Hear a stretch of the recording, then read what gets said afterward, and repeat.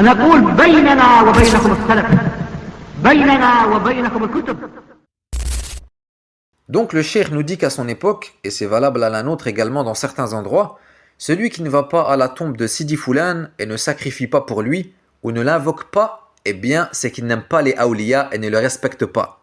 Et à l'inverse, celui qui se rend à la tombe du wali et se rapproche de lui par des actes d'adoration qui sont normalement destinés à Allah seul, comme le vœu, le dua, le dhabh, eh bien celui-là respecte et aime les awliya et il connaît leur valeur et leur rang. Et pour répondre à cette shubha, yani le fait qu'ils nous accusent de ne pas aimer les awliya car on ne leur voue pas d'adoration, le cheikh Ibrahim al-Muhaymid, hafidhahullah, nous rapporte une qa'ida qu'il a lue dans un livre de cheikh l'Islam ibn Taymiyyah rahimahullah qui s'intitule Al-Istighatha fi ar-Radd ala al-Bakri. Et le résumé de cette règle est que fi maqam at-tawhid wa bayani haqqi Allah ta'ala la yuqal innaka tantaqis min fulan wa fulan.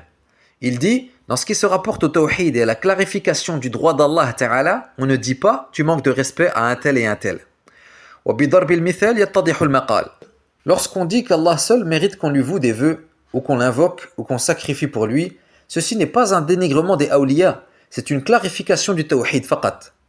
Et parmi les plus grandes preuves de ce qu'on vient de citer, yani que lorsqu'on clarifie le tawhid, on ne dit pas tu dénigres un tel ou un tel, la parole d'Allah Ta'ala adressée à son prophète sallallahu alayhi wa sallam dans Surat Al-Imran. Laysa laka min al-amri shay. Tu n'as aucune part dans l'ordre divin.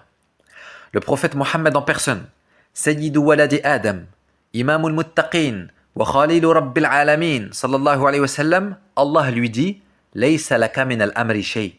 Est-ce que ceci est un dénigrement du prophète? A'udhu billah. Tayyib, si Allah dit ça au meilleur des hommes que la terre ait porté, qu'en est-il de ceux qui sont en dessous de lui? Et le messager sallallahu alayhi wa sallam, en plus d'avoir clarifié le tawhid, a fermé la porte à tout ce qui peut mener au shirk. Un jour, il entendit un homme lui dire « Ma sha'Allah wa shi't ». Il lui dit alors « Aj'altani lillahi niddan » M'as-tu rendu égal à Allah, yani en m'associant à lui dans cette phrase « Qul ma sha'Allah wahdah ».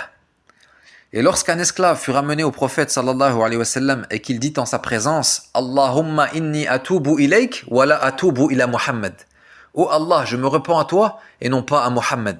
Écoutez ce qu'a répondu le messager sallallahu alayhi wa sallam. Il a dit « Araf al-haqqa li ahli » Il a su reconnaître le droit de chacun.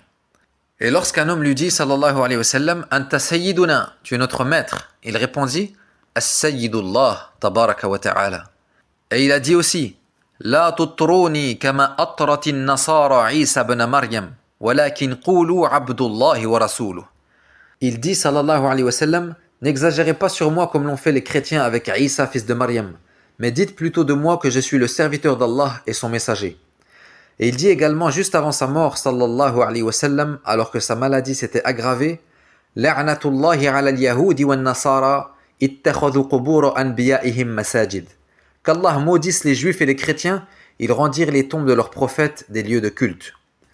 Ou comme la fillette qui récita devant le messager sallallahu alayhi wa sallam وَفِينَا نَبِيٌّ يَعْلَمُ مَا فِي غَدٍ Et il y a parmi nous un prophète qui sait ce qui se produira demain. Il l'interrompit et dit « Ne dis pas cela, il n'y a qu'Allah qui sait ce qui se produira demain. » Et comme on l'a vu dans le livre précédent, la règle dit « عِلَّةُ الشِّرْكِ التَّشْرِيكِ لَا فَرْقَ بَيْنَ شَرِيكٍ وَشَرِيكٍ » La cause du shirk, c'est l'association. Peu importe la chose qui est adorée en dehors d'Allah, arbre, rocher, soleil, ange, prophète, le jugement est le même.